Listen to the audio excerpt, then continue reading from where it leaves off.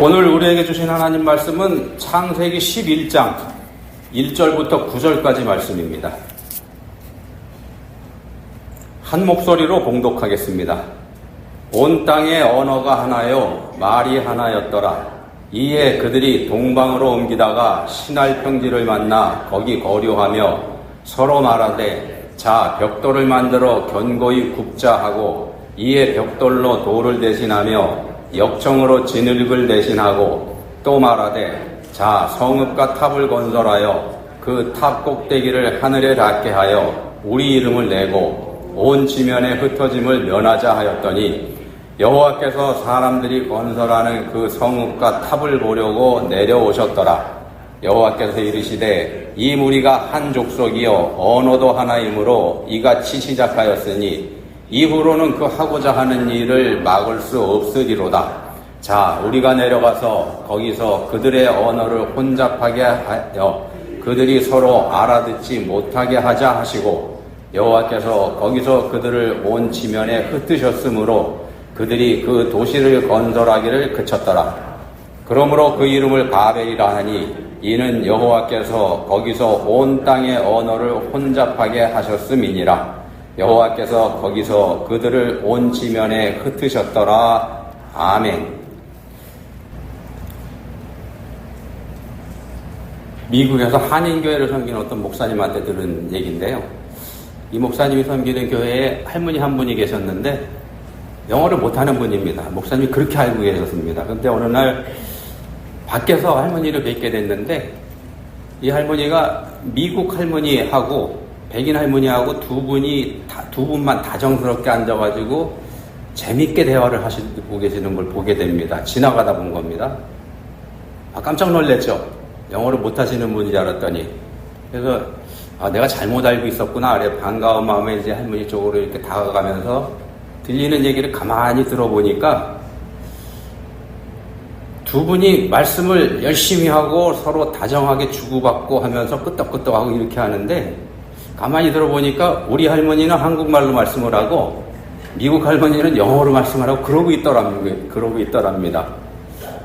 근데 더 신기한 거는요. 두 분이 상대방의 말을 알아듣는 것 같더라는 겁니다. 끄떡끄떡하고 반응도 하고. 깊이 깨달았다고 합니다. 목사님이. 이분들이 대화한 방식은요. 귀로 한 게 아닙니다. 마음으로 대화를 한 거죠. 대화는 마음으로 하는 겁니다. 요즘 우리 보시면 우리도 놀랄 만큼 우리 한국말 잘하는 외국 사람들 많이 있죠. 우리 종종 볼 수 있습니다만 반대로 보면요. 우리 한국도 옛날하고 좀 많이 달라져가지고 젊은 사람들 대부분이 영어 소통에 문제가 없습니다. 그래서 외국 관광객이 한국에서 길을 가다가 서울 시내에서 길을 가다가 아무나 붙잡고 물어봐도 소통이 된다 그럽니다. 그게 우리 한국의 지금 요즘의 실정입니다. 근데 우리하고 비슷한 나라요 같이 있는 일본은 상황이 상당히 많이 다르다 그럽니다. 예를 들면 일본 도쿄에서 길을 가다가 뭘 물어보기 위해서 excuse me 하면은 이 사람들은 깜짝 놀라가지고 멈칫하다가 슬그머니 피해버린다 그러죠. 일본에서는 영어를 제대로 하는 일본 사람 만나는 게 쉽지 않다 그럽니다. 우리나라하고 차이가 많이 나는 거죠. 왜 이런 현상이 생기냐? 여러 가지 분석이 있는데 가장 큰 원인은 일본의 영어 교육이 철저하게 문법 위주로 돼 있기 때문에 생긴 문제다. 이렇게 봅니다. 이게 첫 번째로 보는 이유고요. 또 다른 시각에서는 이렇게 분석을 하는 사람들도 있습니다. 일본 사람들이 자기들 자랑 삼아서 또 어떻게 보면 목표로 삼았던 게 탈아 입구라고 하는 말인데 탈아 입구 이게 뭐냐면은요. 아시아에서 벗어나고 아시아에서 탈출해서 입구 구라파로 들어간다. 일본 사람들이 그걸 생각을 했습니다. 왜 그러냐면 자기들이 가만히 보니까 아시아권에 속해 있긴 하지만 아시아의 다른 나라들하고는 자기들이 차원이 다르거든요. 쟤네들하고 같이 놀면 안 되겠다. 자기들은 극동에 있는 나라가 아니고 극서에 있는 나라다. 그래서 스스로 자기들은 구라파에 속한 나라다. 이렇게 일본 사람들이 주장을 해드렸습니다. 먼저 이제 서양 문물을 받아들였기 때문에 이제 이런 상황이 생긴 건데 이 사람들이 서양 문물을 받아들이면서 서양 말을 배우고 가르칠 때 기본적으로 세웠던 방침이 뭐냐 하면은요. 화혼양제라고 하는 겁니다. 화혼양제. 무슨 뜻인가 하면은 화혼. 화라고 하는 거는 일본을 뜻합니다. 일본의 야마토 할 때 화자를 쓰죠. 화혼. 일본의 혼. 양재. 서양의 재능. 이런 거. 그러니까 서양의 문물 유용한 거 좋은 건 받아들이되 일본 혼만큼은 그대로 지킨다. 그러니까 서양의 물물은 받아들이되 서양 정신은 받아들이지 않겠다. 이게 화혼 양재 정신입니다. 이 정신을 바탕으로 해가지고 언어 교육을 했다는 겁니다. 여기서 문제가 생긴 겁니다. 말이라고 하는 건 그건 문화죠. 문화는 사람들의 삶이기도 합니다. 그래서 다른 나라의 말을 배운다고 하는 건 꼭 그 나라 사람들의 문화를 배우는 거이기도 합니다. 외국어를 능통하게 한다는 거는요, 그쪽 문화에 열려있다 이런 말하고 똑같습니다. 그쪽 문화를 내가 받아들인 거다. 그쪽 말을 내가 잘한다 그러면요, 그 똑같은 말입니다. 근데 말만 배우고 정신은 무시하겠다고 버틴 일본의 방식이 지금 문제를 나타내고 있다는 겁니다. 이런 해석이 있습니다. 잘못됐다는 거죠. 그렇게 해가지고 생전 가봐야 영어 못한다는 겁니다. 이게 서로 상대방을 마음으로 받아들인 한국 할머니, 미국 할머니가 서로 자기 말을 하면서도 알아들을 수 있었던 그거하고 대비가 되지 않습니까? 말이라고 하는 건 그 정신세계이기도 합니다. 자, 본문 1절에 보시면 이런 말씀을 합니다. 온 땅에 언어가 하나요, 말이 하나였더라. 언어가 하나요, 말이 하나다. 언어라는 말이 나오고 말이라는 말이 나오죠. 같은 말인데 반복을 하는 거 같아 보입니다. 근데 원어로 보면은 언어에도 다르게 적혀 있습니다. 우리말에도 언어, 말 이렇게 돼 있는데 언어라고 번역된 단어는 원어에서 사파라고 하는 단어인데요. 이건 그냥 입에서 나오는 말 자체, 음성, 그걸 뜻하는 말이고요. 말이라고 번역된 단어는 다바르라고 하는 단어인데 이거는 말하자면은 그 문화적인 배경을 포함하고 있는 언어, 말, 그걸 뜻하는 겁니다. 예를 들면 이런 겁니다. 우리가 저 사람 저 말이 참 많아 이런 얘기 하잖아요. 그럼 거기서 말하는 말이라는 게 뭐겠습니까? 그냥 그 사람이 말을 딴 사람들보다 많이 한다 이런 뜻도 있을 수 있겠지만 그 속뜻은 뭐냐 하면 저 사람 불평불만이 많고 핑계도 많아 이런 의미가 그 안에 또 담겨 있기도 하거든요. 그게 저 사람 참 말 많네 그런 말이죠. 그런 거와 같은 겁니다. 그래서 온 땅의 언어가 하나요, 말이 하나였더라는 이 말은 사람들의 생각과 습관 등에서 문화적인 동질성을 이 사람들이 가지고 있었다 이런 뜻입니다. 그러니까 서로 생각이 통했다 이런 얘기입니다. 말이 통한다는 얘기는 생각이 통한다는 거이기도 합니다. 바벨탑을 쌓을 당시 사람들이 그랬습니다. 이게 사실은 좋은 겁니다. 서로 통하니까, 의사소통이 되니까. 근데 그렇지가 않다는 겁니다. 이게 좋은 건데 그게 아니라는 겁니다. 본문 창세기 11장은 배경이 이제 노아 홍수 직후지 않습니까? 노아의 아들들로 인해서 또 그 아들의 아들들로 인해서 사람들의 숫자가 빠르게 늘어나고 있던 그런 때입니다. 하나님께서 작정을 하시고 사람 숫자 늘려가시던 때죠. 근데 이게 홍수 직후기 때문에 어디를 가든지 큰 홍수의 흔적이 남아있던 그런 때이기도 합니다. 그래서 자기가 직접 홍수를 겪진 않았다고 할지라도 부모로부터 할아버지로부터 이렇게 전해드렸던 대홍수가 아직 어디를 가든지 실감나고 있던 그런 시기입니다. 근데 이때 이 사람들은 원래 한 가족이었기 때문에 노아의 가족이죠. 사람들은 늘어나도 언어는 하나를 사용하고 있었던 거죠. 그 얘기는 뭐냐 하면 이때 사람들의 생각과 삶의 방식, 문화가 같은 문화였었다는 얘기입니다. 어떤 말을 하면 같은 의미로 다 받아들이는 그런 시기였다는 겁니다. 근데 사람들이 늘어나면 필연적으로 이제 나타나게 되는 게 지도자입니다. 지도자가 필연적으로 등장하게 돼 있고 거기에는 불가피하게 권력을 가지게 돼 있고 이게 필연적이지 않습니까? 근데 문제는 이제 한번 잡은 권력은 지키려는 게 또 인지상정이기도 하고 이때 권력을 누가 잡았을까요? 본문 바로 앞에 보시면 창세기 10장에서 본문이 11장입니다. 앞에 있는 10장에서 이런 말씀이 나옵니다. 구스가 또 니므롯을 낳았으니 그는 세상의 첫 용사라. 그가 여호와 앞에서 용감한 사냥꾼이 되었으므로 속담에 이르기를 아문은 여호와 앞에 니므롯같이 용감한 사냥꾼이로다 하더라. 니므롯이라는 사람이 등장을 하죠. 이 니므롯이 바로 바벨탑을 쌓을 때 지도자입니다. 그는 세상의 첫 용사라 이렇게 설명을 합니다. 니무롯이 세상의 첫 용사인데 무슨 말인가 하면은 최초의 권력자다 이런 뜻입니다. 최초의 권력자, 권력을 가진 사람. 자, 그러면은 권력을 가진 이 사람에 의해서 그때 시대 상황이 변하겠죠. 이 사람이 그 권력을 어떻게 사용하는지 이게 매우 중요할 수밖에 없습니다.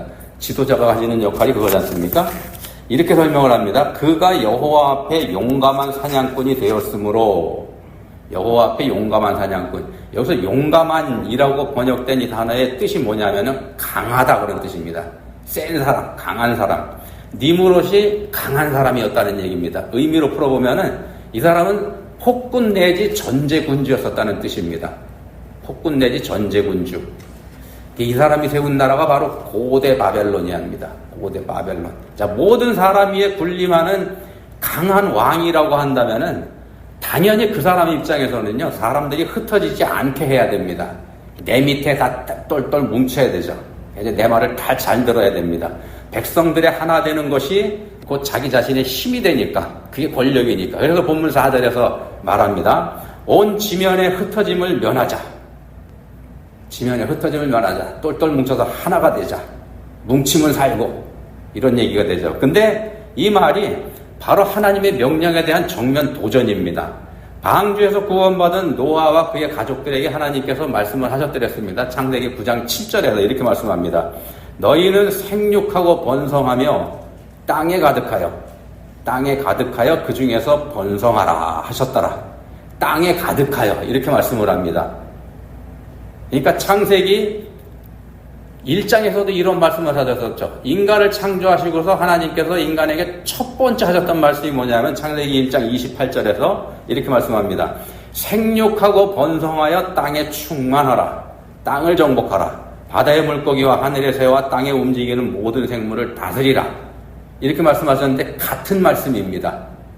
최초의 인간을 창조하고서 첫 번째로 인간들한테 하셨던 말씀하고 노아의 가족들이 방주에서 구원받고 나온 이후에 하나님께서 첫 번째 하셨던 말씀하고 똑같은 얘기입니다. 하나님 뜻은 우리가 땅에 널리 흩어져 사는 겁니다.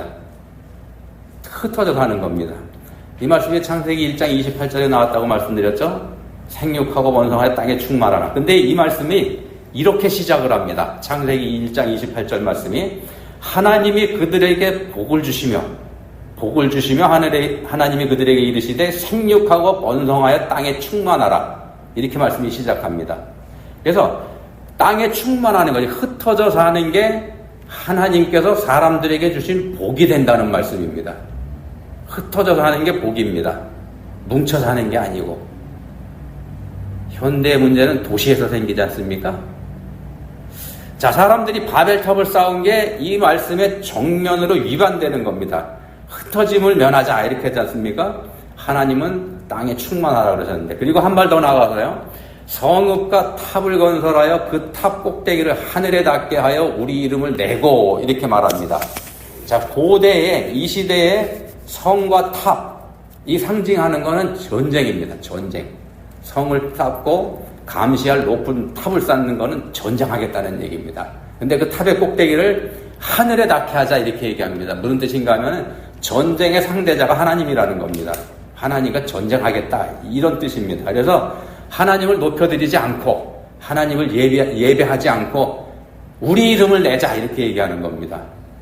하나님이 다시 또 홍수를 내리시려고 하더라도, 홍수를 심판하시더라도 탑을 높이 쌓아서 그 홍수보다 우리가 더 높게 올라가자, 이런 계산입니다. 내가 너희와 언약을 세우리니 다시는 모든 생물을 홍수로 멸하지 아니할 것이라. 땅을 멸하여 홍수가 다시 있지 아니하리라. 이렇게 약속하신 하나님의 무지개 언약, 이거 믿지 못하겠다는 얘기입니다.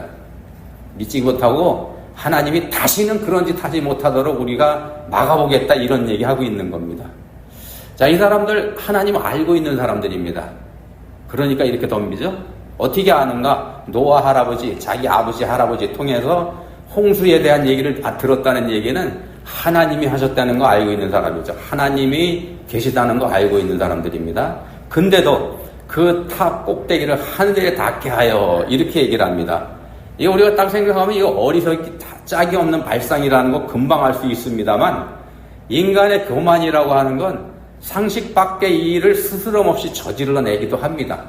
이게 인간의 교만이 낳는 어설픈 결과이기도 합니다. 그 탑 꼭대기를 하늘에 닿게 하겠다. 이렇게 이 사람들이 호기롭게 얘기합니다만 본문 5절에 또 7절에도 보시면은 하나님은 이렇게 말씀합니다. 자, 우리가 내려가서 보자. 하나님께서 그 탑을 보시기 위해서는요, 하나님한테까지 탑이 올라올 때까지 기다릴 필요도 없는 겁니다. 못 올라오니까. 내려가셔야지만 볼 수 있다는 겁니다.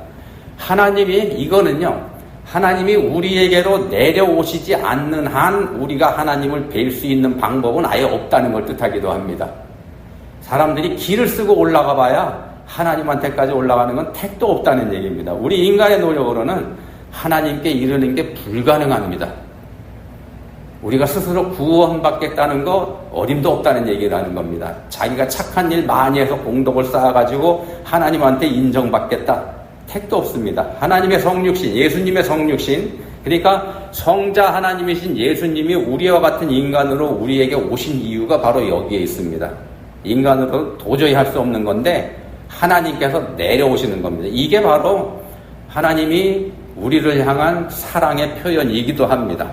우리는 하나님의 사랑의 은혜로 구원받는 거지 않습니까? 하나님께서 우리한테 내려오시지 않으면 우리 구원 못 받습니다. 근데 내려오시는 게 사실은 본문에서는 심판하러 내려오시는 거죠. 심판이 복입니다. 창세기를 연구해보면은요, 우리 인간들의 죄가 진화한다는 거 우리가 알 수 있습니다. 죄가 진화하는 겁니다. 진화하는 거는 동물이나 식물이 진화하는 거 아니고요. 죄가 진화합니다. 창세기가 그걸 말씀합니다. 가장 먼저 등장하는 죄가 아담형 죄입니다. 아담형 죄는 뭐냐면 시편 1편에 나오는 것처럼 악인들의 꾀를 따르는 그런 형태의 범죄가 아담형 죄입니다. 그 다음 단계로 넘어가면은 죄인들의 길에 서는 범죄, 이게 뭐냐면은 가인형 범죄입니다. 동생 아벨을 죽여버리는 행동으로 죄가 나오지 않습니까? 꾀에서 행동으로 나옵니다. 죄가 현실이 됩니다.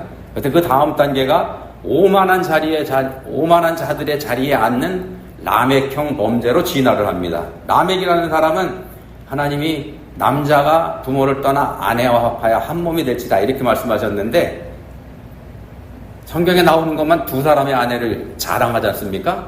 그걸 자랑을 합니다. 그리고 또 자기한테 어떤 소년이 상처를 입혔다고 해서 그 소년을 무자비하게 죽여버립니다. 그럼 만행을 저질러 놓고는 잘못을 인정하기는커녕 그걸 자랑을 하죠. 교만이 충만한 상태에 된 거, 이게 라멕형 범죄입니다. 그렇게 진화를 합니다. 그리고 그런 사악함은 노아의 시대에 이르게 되면은요, 하나님께서 용서하실 수 없는 단계로까지 죄가 진화를 합니다. 자기들이 좋아하는 모든 여자를 아내로 삼는 타락의 정점을 거기서 찍게 됩니다. 성경은 그런 상태의 인간을 그들이 육신이 됨이라 이렇게 말씀을 해서 인간성이 완전히 상실된 걸로 그렇게 정의를 합니다. 인간성이 상실됐다는 얘기는요, 인간의 존귀함, 존엄성이 없어졌다는 얘기입니다. 그러면 남은 건 육신입니다. 고깃덩어리가 된 거죠. 그래서 하나님께서 고깃덩어리를 치워버리신 게 노아의 홍수 심판입니다. 자, 그러면은 그런 홍수 심판을 통해서 우리 인간들이 개선됐을까? 그만큼 혼났으니 이제 하나님의 뜻을 분명하게 알고 착한 존재가 됐을까? 그게 전혀 아니라는 걸 보여주는 게 바로 본문입니다. 바벨탑을 쌓는 인류는요, 노골적으로 하나님의 뜻을 거부하고 대적하던 노아 시대, 그 시대를 뛰어넘습니다. 넘어서서 이번에는 하나님께 정면으로 도전하는 교만의 극치를 보여줍니다. 4절에서 말씀하죠. 자, 성읍과 탑을 건설하여 그 탑 꼭대기를 하늘에 닿게 하여 우리 이름을 내고 온 지면에 흩어짐을 면하자. 하나님을 자리에서 끌어내리겠다는 겁니다. 4절에 나오는 이 말 한마디 한마디가 모두 죄입니다. 한마디 한마디가 전부 다 죄입니다. 죄는 이처럼 진화를 거듭해가게 되어 있습니다. 그럼 지금 우리는요, 이 바벨탑 시대로부터 수천 년이 지난 시대에 우리가 살고 있습니다. 그럼 한번 생각을 해보시죠. 우리는 그럼 어떤 상태일까? 바벨탑으로 혼쭐이 난 인간이 그때 정신을 바짝 차렸을까? 그래서 죄는 그때로부터 진화를 멈췄을까? 아니면은 인간들이 정신을 차리고 그때보다 더 착한 존재로 점점점 나아지고 있어서 우리처럼 선하고 착한 존재로 이렇게 진화돼 왔을까? 아닙니다. 전혀 아닙니다.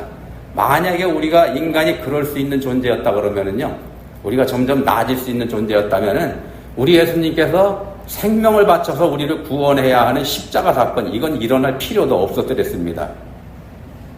죄는 진화합니다. 지난 수천 년 동안에도 죄는 진화해 왔습니다. 당연히 우리 시대에는요, 우리 시대 우리의 죄는 우리가 지금 조롱하고 있는, 우습다고 보고 있는 바벨탑 시대, 이 시대보다 우리가 더 나쁜 상태에 있다는 겁니다. 그게 우리들의 형편입니다. 근데도 아직도 인류가 멸망하지 않는 이유 뭘까요? 하나님께서는 그 전에 홍수도 심판하시고 바벨탑 때도 심판하셨는데 우리한테는 심판을 안 하시는 이유, 그게 뭘까요? 바벨탑을 쌓는 인간들에게 하나님께서 벌을 내리셨죠. 근데 그 벌이라고 하는 게 당연히 홍수 심판보다 더한 것이셔야 마땅합니다. 얼마 전에 있었던 그런 홍수 심판을 내려도 정신을 못 차리고 또 덤벼드는 거니까 그래야 마땅한데 하나님 그렇게 하지 않으십니다. 언어를 혼잡하게 하시죠. 그러니까 서로 알아듣지 못하게 하십니다. 이게 하나님의 심판입니다. 거기서 그들을 온 지면에 흩어버리십니다. 언어의 혼잡이 하나님의 심판입니다. 서로 의사소통이 되지 않게 하십니다. 그 결과로 인간들을 온 지면으로 흩어지게 그렇게 만드십니다. 근데 앞에 창세기 1장 28절에서요. 온 지면에 흩어지는 건 사실은 하나님께서 우리에게 복을 주신 거다.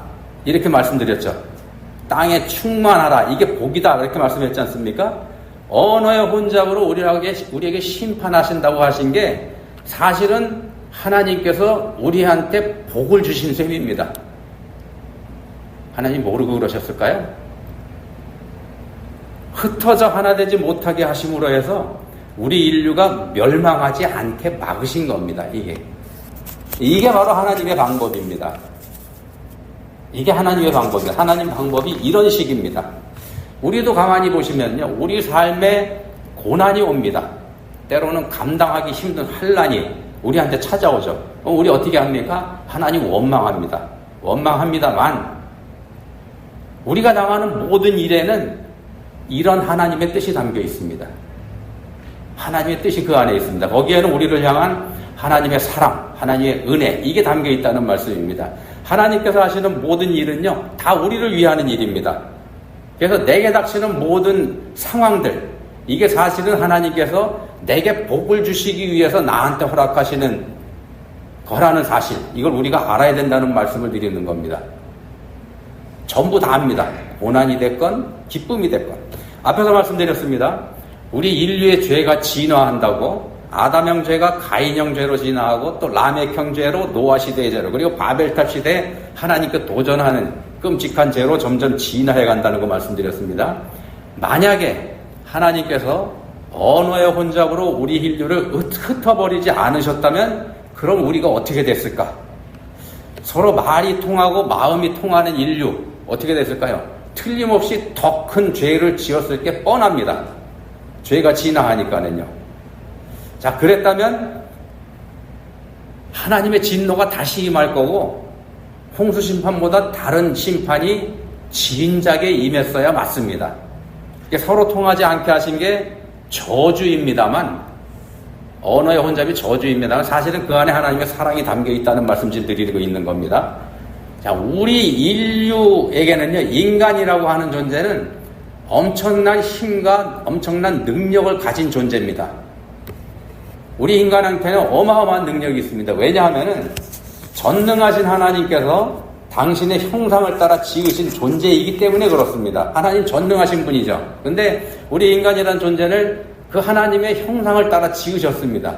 하나님만큼은 아니어도 우리가 대단한 능력을 가지고 있는 존재라는 겁니다. 그래서 우리가 하나 되면 못할 일이 없습니다.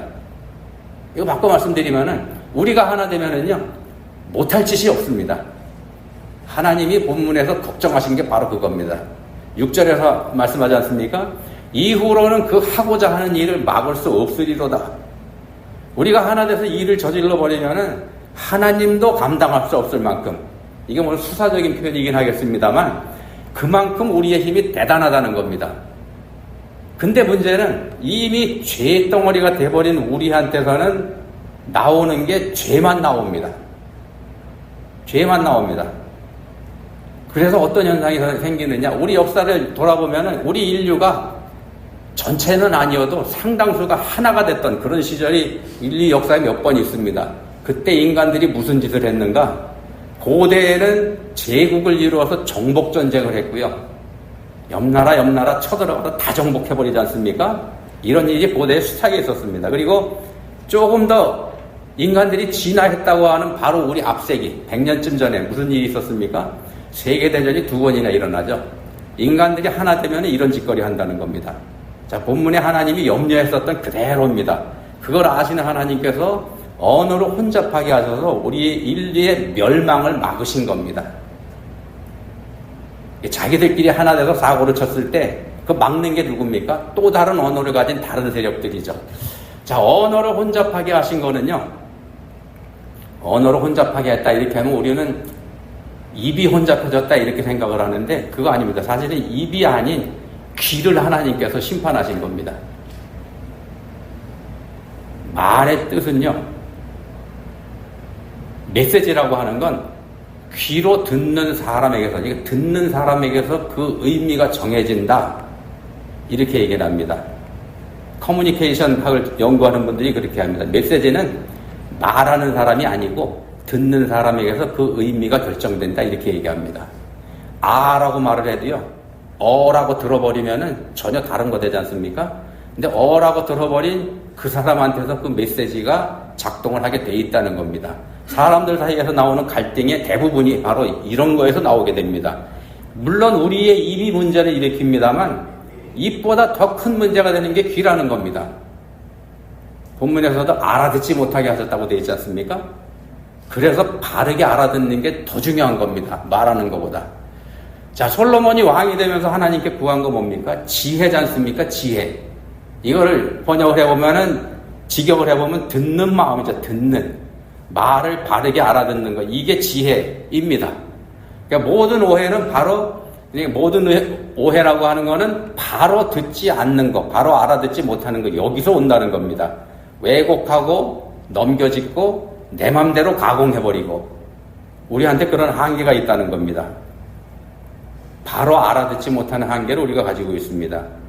지혜로운 솔로몬이 간파한 게 바로 그겁니다. 자기도 바로 알아듣지 못하는 단점이 있으니까 바로 알아듣게 해주십시오. 이걸 구했죠. 사도행전 2장에 보시면은 오늘이 성령 강림 주일이기도 합니다만 오순절 성령 강림이 기록되어 있죠. 이 오순절 성령 강림이 보여주는 것처럼 하나님의 개입과 인도가 없이는 올바른 소통이 우리들 사이에서 불가능하다는 겁니다. 그게 불가능합니다. 실제로 그렇습니다. 지금 우리 시대, 우리가 살고 있는 오늘, 지금 지구상에서 일어나고 있는 전쟁, 몇 가지 전쟁이 있죠. 우크라이나, 러시아 전쟁, 가자지구, 또 인도하고 파키스탄도 전쟁을 하고 있습니다만 그 이유가 다 여기에 있는 겁니다. 사람들이 자기들 힘으로 밀어붙이기 때문입니다. 서로 상대방이 거짓말한다 이렇게 주장을 합니다. 쟤들 말이 틀렸다. 이쪽이 한 말을 저쪽이 다르게 알아듣기 때문에 그렇습니다. 쟤들이 하는 말은 이쪽에서 또 다르게 알아듣고 자기들 마음대로 듣는 겁니다. 말씀을 정리합니다. 하나님은요, 우리의 기도에 우리가 요구하는 대로 응답하지 않으시는 경우가 태반입니다. 내가 이렇게 해주세요. 그러면 하나님 그거 안 들어주십니다. 왜 그렇게 하시겠습니까? 하나님이 우리를 사랑하시기 때문에 그렇게 하는 겁니다. 우리는 이해하지 못합니다. 꼭 필요하고 반드시 있어야 되는 거라기 때문에 내가 구하는데 왜 안 들어주시나? 이렇게 우리는 생각하고 우리는 그렇게 또 불평하고 그럽니다만 이사야 55장 8절 9절에서 하나님 말씀하시죠. 이는 내 생각이 너희의 생각과 다르며 내 길은 너희의 길과 다름이니라. 여호와의 말씀이니라. 다르다고 말씀합니다. 그러면서 이 말씀이 이렇게 이어집니다. 이는 하늘이 땅보다 높음 같이 내 길은 너희의 길보다 높으며 내 생각은 너희의 생각보다 높음이니라. 네 생각보다 내 생각이 맞는 거야 이놈들아. 그 말씀하시는 겁니다. 자, 우리가 구하는 것들 중에 대다수가요, 나를 더 낮게 나를 더 나아지게 하려는 그런 것들이 이기보다는요, 그런 것들이 우리가 구하는 게 그런 겁니다. 내가 더 나아지기 위해서 구하는 게 우리의 기도의 대부분의 내용인데, 근데 사실은요, 내가 잘 안 되기 때문에 문제가 되는 게 아니라, 가만히 따져보시면은, 옆 사람이 더 잘 되기 때문에 그게 문제입니다. 우리가 고민하는 게 다 그겁니다. 우리가 구하는 많은 것들이 바로 그 절망감에서 온다는 겁니다. 내가 남보다 더 나아야 된다. 이런 절박감, 이런 게 있습니다. 이게 바벨탑을 쌓는 이유이기도 합니다. 지금도 우리는 열심히 날마다 바벨탑을 쌓으면서 살아가고 있죠. 내가 더 나아야 되는데 그게 안 됩니다. 하나님 앞에 간절히 구하는데 하나님이 안 들어주십니다. 그렇지만 하나님이 내게서 하시는 모든 일이요, 다 나를 위하시는 일입니다. 나를 사랑하시기 때문에 그렇게 하십니다. 내게 주시는 고난, 이게 복입니다. 자, 이 말씀을 믿음으로 들으시고 믿음으로 듣고 받으시면 복이 됩니다. 믿으시기 바랍니다. 기도하시겠습니다. 하나님 아버지, 저희의 기도에 응답해 주지 않으신 하나님, 저희는 원망했습니다. 하나님, 내 기도 들어주지 않으신다, 이렇게 자주 말했습니다. 근데 그 모든 게 하나님의 사랑이며 하나님의 은혜라는 거 알게 해주셨습니다. 저희의 죄를 막으신 하나님의 지혜라는 거 깨닫게 해주셨습니다. 이제는 말씀을 듣는 지혜 저희에게 주셔서 저희가 바로 듣고 바로 믿게 해주시기 원합니다. 예수님 이름으로 기도합니다. 아멘.